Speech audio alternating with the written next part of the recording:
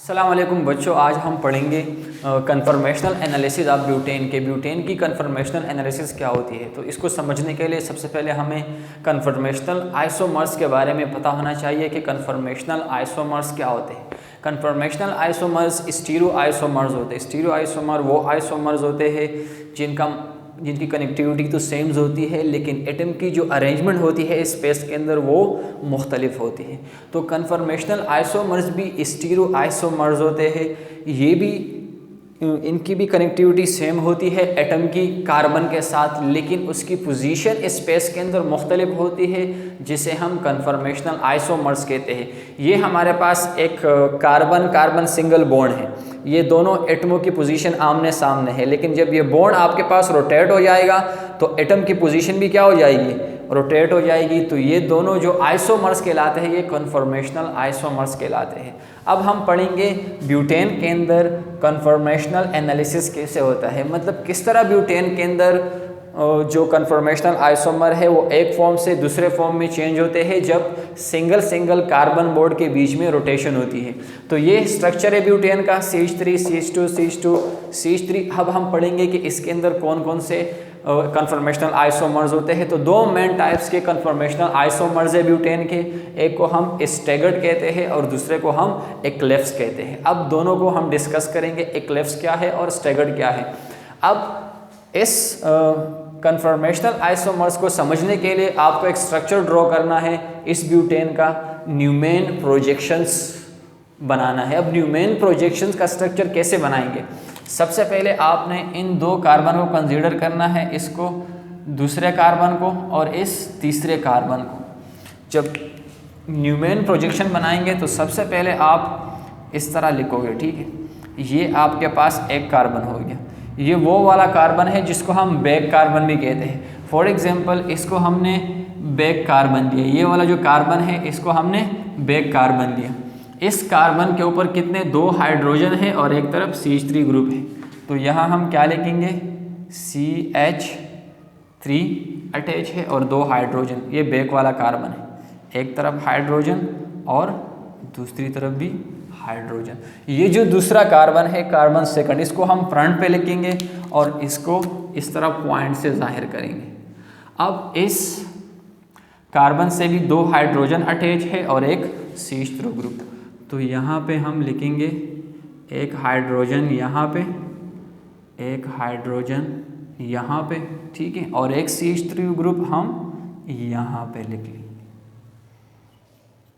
अब ये जो तरीका है लिखने का, इसको हम न्यूमेन प्रोजेक्शन कहते हैं। तो ब्यूटेन को हमने इस तरह लिख लिया, CH3 एक यहाँ, दूसरा CH3 यहाँ पे, 2 हाइड्रोजन इसके यहाँ और 2 हाइड्रोजन यहाँ पे, ठीक है। तो ये न्यूमेन प्रोजेक्शन हुई है। अब ये जो आइसोमर्स है ये कहलाते हैं एक्लिप्स आइसोमर्स।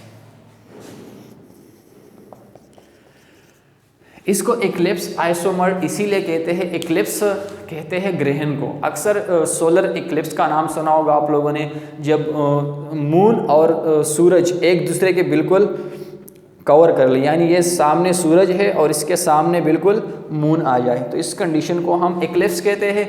तो इसी तरह इसका नाम भी एक्लिप्स इसीलिए हो गया कि जो CH3 है वो CH3 के बिल्कुल आमने सामने आ जाता है, हाइड्रोजन हाइड्रोजन को कवर कर लेता है, ये हाइड्रोजन इस हाइड्रोजन को कवर कर लेता है, जिसकी वजह से इसको एक्लिप्स आइसोमर कहते हैं। और इसकी जो दूसरी टाइप्स है ब्यूटेन की, जो कन्फर्मेशनल आइसोमर है, उसको हम स्टैगर्ड कहते हैं। और स्टैगर्ड आइसोमर कैसे होते हैं, इसका न्यूमेन प्रोजेक्शन इस तरह हम बना लेंगे, फ्रंट कार्बन, अगेन हम यहाँ पे CH3, इस तरफ 2 हाइड्रोजन, यहाँ भी 2 हाइड्रोजन।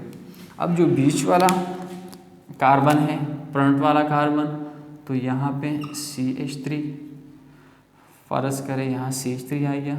क्यों आ गया, क्योंकि आपके पास इनके बीच में जो बॉन्ड है उसकी रोटेशन होगी। जब रोटेशन होगी तो ये यहाँ से इस तरफ आ जाएगा, जिसकी वजह से ये हाइड्रोजन ऊपर चला जाएगा और ये वाला हाइड्रोजन इस तरफ आ जाएगा।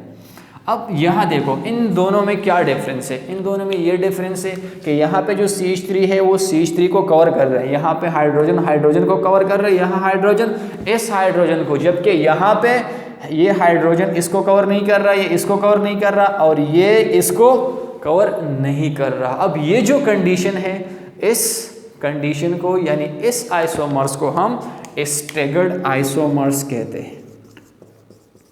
तो ये दो मेन आइसोमर्स है किसके, ब्यूटेन के, एक एक्लिप्स आइसोमर और एक स्टैगर्ड आइसोमर, और ये दोनों चेंज होते रहते हैं। ठीक है, इन दोनों में बात आती है स्टेबिलिटी की कि स्टेबल कौन सा है, एक्लिप्स आइसोमर ज़्यादा स्टेबल है या स्टैगर्ड आइसोमर ज़्यादा स्टेबल है। अगर हम देखें तो ज़्यादा जो स्टेबल है वो स्टैगर्ड आइसोमर है। इसकी क्या वजह है कि स्टैगर्ड आइसोमर ज़्यादा स्टेबल है? दो चीज़ें हैं जिसकी वजह से ये अनस्टेबल है और ये ज़्यादा स्टेबल है। एक होता है आपके पास टॉर्जनल स्ट्रेन,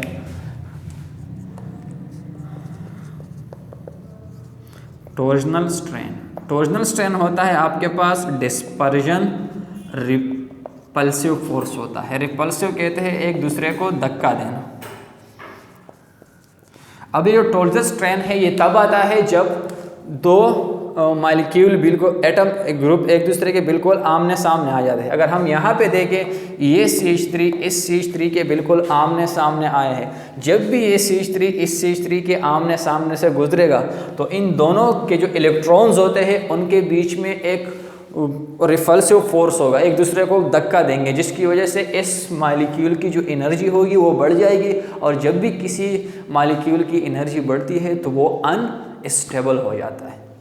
अब अगर हम बात करें यहाँ पे, ये क्यों स्टेबल है, अनस्टेबल नहीं है? अगर हम देखें ये एक दूसरे के बिल्कुल पैरेलल नहीं है। अगर हम देखें ये CH3 है और ये दूसरा CH3 है, अगर ये इस तरह होता तो फिर इनके बीच में भी टॉर्जनल स्ट्रेन होता। यहाँ पे कोई टॉर्जनल स्ट्रेन नहीं है, तो इस वजह से ये क्या है, अनस्टेबल है और ये ज़्यादा स्टेबल है। ठीक है, तो ये तो दो आइसोमर्स हो गए, एक एक्लिप्स और एक स्टैगर्ड आइसोमर्स। अब स्टैगर्ड और एक्लिप्स के और भी टाइप्स है आइसोमर्स के, और इसके बाद हम वो पढ़ेंगे कि एक्लिप्स के कितने टाइप्स है और स्टैगर्ड के कितने टाइप्स है। और फिर स्टैगर्ड के अंदर एक गोश होता है और एक एंटी कन्फर्मर होता है। फिर हम देखेंगे कि कन्फर्मर ज़्यादा स्टेबल है या गोश ज़्यादा स्टेबल है। और एक बात याद रखना, ब्यूटेन का जो 99% जो मॉलिक्यूल होता है, कन्फर्मेशन होता है, वो स्टैगर होता है क्योंकि बहुत ज़्यादा स्टेबल है, जबकि 1% सिर्फ ये एग्जिस्ट करता है, बाकी 99% स्टैगर्ड आइसोमर एग्जिस्ट करता है। अब हम डिस्कस करेंगे कि स्टैगर्ड आइसोमर्स के कितने टाइप्स हैं और एक्लिप्स आइसोमर्स के कितने टाइप्स हैं। एक बात याद रखना, जब भी CH3 या CH3 हाइड्रोजन, जब भी मतलब ये एक दूसरे को कवर करेंगे इस तरह, वो हमारे पास एक्लिप्स कहलाएगा, और जब कवर नहीं करेंगे, अलग अलग होंगे, तो वो स्टैगर्ड आइसोमर्स कहलाएंगे। ठीक है,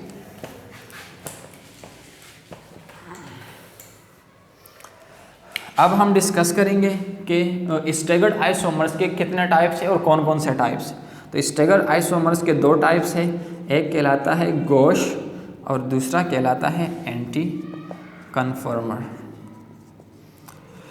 अब गोश और एंटी कन्फर्मर में क्या फ़र्क है? अगर हम यहाँ पे स्ट्रक्चर बनाएं एक दूसरा,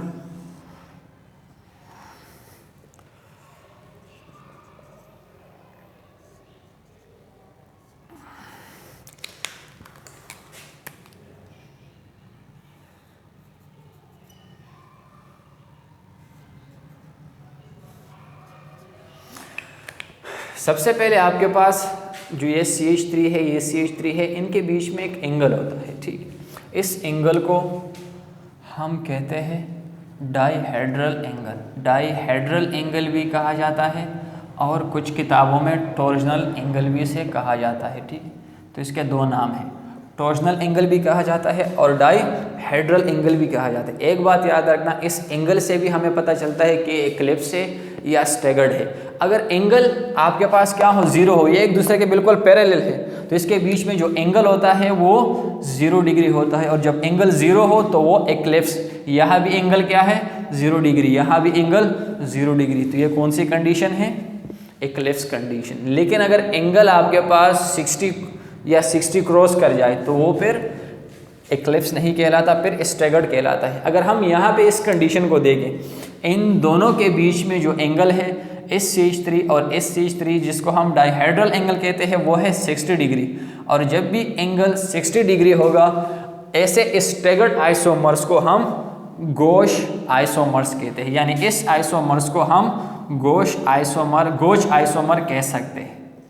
तो ये हमारे पास गोश कन्फर्मर है, क्योंकि इनके बीच में एंगल क्या है, CH3 और CH3 के बीच में एंगल 60 डिग्री है। अगर हम यहाँ पे देखें CH3 और CH3 के बीच में जो एंगल है वो 180 डिग्री है, ये एक दूसरे से बिल्कुल दूर है। CH3 इस CH3 से बिल्कुल दूर है, तो ये कन्फर्मर कहलाता है एंटी कन्फर्मर। इसको एंटी इसलिए कहते हैं कि ये बिल्कुल अपोजिट साइड पे है, CH3 ऊपर साइड पे और दूसरा CH3 नीचे साइड पे।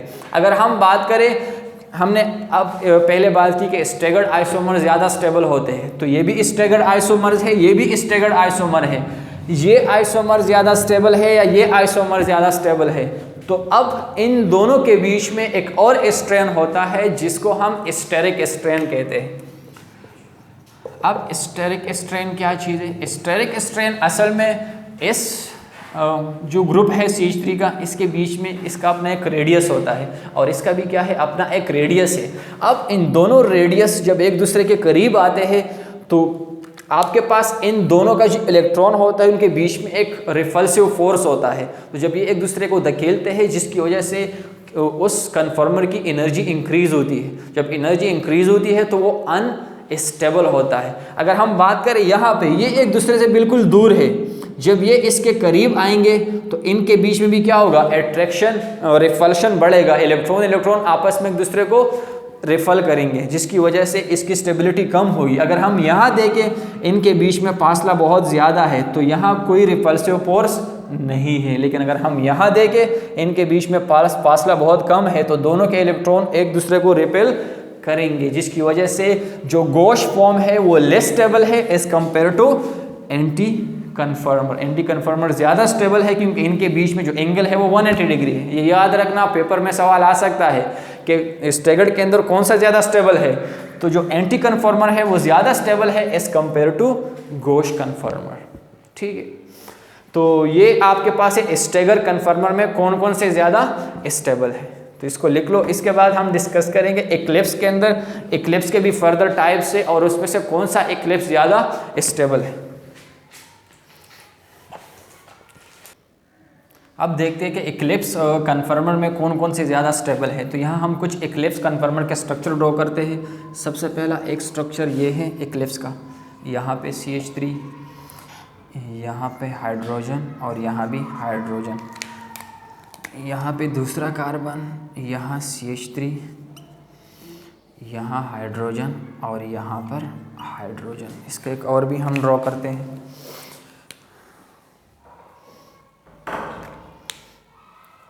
अब यहाँ देखो, एक एक्लिप्स फॉर्म हमारे पास ये है जिसको मैंने A नाम दिया और एक ये है B। अगर हम यहाँ देखें ये भी एक्लिप्स है और ये भी एक्लिप्स है। एक्लिप्स का मतलब क्या है कि एटम दूसरे एटम को क्या करता है, कवर करता है, जिस तरह सूरज को कवर करता है चाँद, इसको हम एक्लिप्स कहते हैं।